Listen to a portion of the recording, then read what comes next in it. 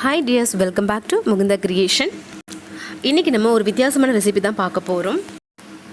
நம்ம பார்க்க போற ரெசிபியோட நேம் காரல் கருவாட்டு சம்பல், அதாவது பூச்சி கருவாட்டு சம்பல். ரெண்டுமே சேம் தாங்க.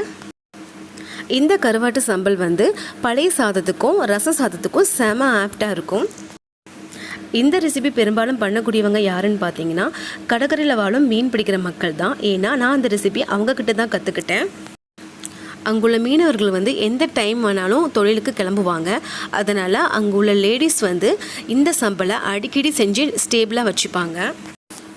அவங்க சடனாக தொழிலுக்கு கிளம்பும்போது வீட்டில் வெறும் சாதம் இருந்தாலும் சரி, பழையது இருந்தாலும் சரி, இந்த சம்பளை மிக்ஸ் பண்ணி சாப்பிட்டுட்டு அவங்க கிளம்பிடுவாங்க. அதனால தான் இந்த சம்பல் வந்து எப்போவுமே அவங்க வீட்டில் நிலையாக செஞ்சு வைப்பாங்க. வாங்க இப்போ கருவாட்டு சம்பல் எப்படி செய்யுதுன்னு பார்த்துடலாம். அதுக்கு முன்னாடி நீங்கள் நம்ம சேனலை இன்னும் சப்ஸ்கிரைப் பண்ணலைன்னா ப்ளீஸ் சப்ஸ்கிரைப் பண்ணிவிடுங்க.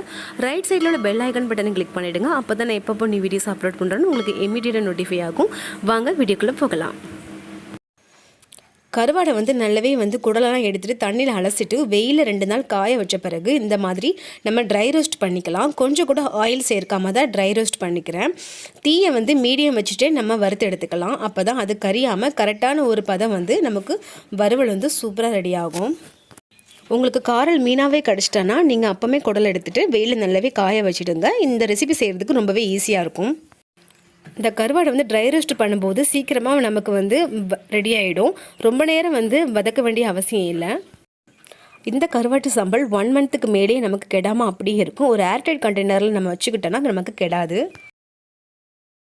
நம்ம இந்த மாதிரியை வந்து சம்பல் பண்ணி வச்சுக்கிட்டோன்னா நமக்கு எப்பப்போ தேவையோ சாதத்தை போட்டு குழப்பி சாப்பிட்டுக்கலாம். இப்போ நான் கருவாடு வந்து வறுத்து முடிச்சிட்டேன்.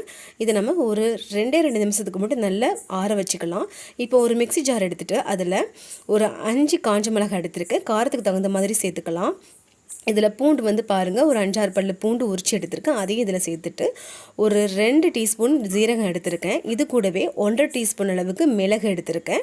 நம்ம ஆல்ரெடி காஞ்ச மிளகாய் சேர்த்துருக்கோம். அதுக்கேற்ற மாதிரி மிளகையும் காஞ்ச மிளகாவையும் அட்ஜஸ்ட் பண்ணி சேர்த்துக்கலாம். இப்போ இது இந்த மாதிரி வந்து நல்லா அரைச்சிக்கலாம். தண்ணி எதுவும் சேர்க்காம தான் அரைச்சிருக்கேன். தண்ணி சேர்க்கக்கூடாது, ஏன்னா இது ரொம்ப நாள் வச்சு சாப்பிட போகிறதுனால கெட்டு போயிடும். அதனால் தண்ணி எதுவும் சேர்த்துக்காம தான் அரைச்சிக்க போகிறோம். இப்போது இதை அரைச்ச பிறகு இதில் நான் ஆற வச்ச கருவாடையும் சேர்த்து அரைச்சிட்டு பாருங்கள், நல்லா ஃபைனாக அரைச்சி எடுத்துக்கணும். ரொம்பவே பரப்பரெல்லாம் அரைக்கக்கூடாது, நல்லா ஃபைனாக அரைச்சிக்கலாம். இதில் ஒரு பிளேட்டில் ட்ரான்ஸ்ஃபர் பண்ணிவிட்டு நல்லா ஆற விட்டுறணும்.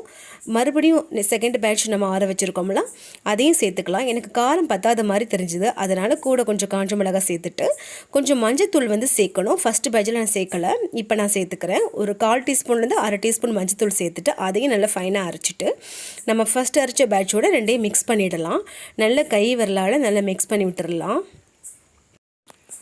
இந்த சம்பல் வந்து மற்ற கருவாடுலலாம் செய்யக்கூடாது, ஏன்னா அதில் முள் டென்சிட்டி வந்து ரொம்பவே அதிகமாக இருக்கும், சாப்பிடக்கூடாது. இதில் வந்து சின்ன சின்ன முள் தான், அதனால் வந்து உடம்புக்கு இது ஹெல்த்தியும் கூட. ரசம் சாதத்தோடு இதை மிக்ஸ் பண்ணி சாப்பிட்டு போகிறேன். மற்ற கருவாடு மாதிரி இந்த கருவாட்டில் கவுச்ச ஸ்மெல் அதிகமாக இருக்காது.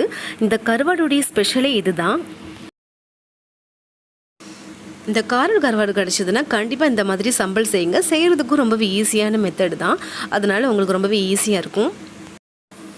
கொஞ்சமாக ரசம் சேர்த்துக்கிட்டு அதில் 1-2 டீஸ்பூன் சம்பல் சேர்த்துக்கிட்டு சாப்பிடும்போது அதோடைய டேஸ்ட்டே வேறு லெவலுங்க.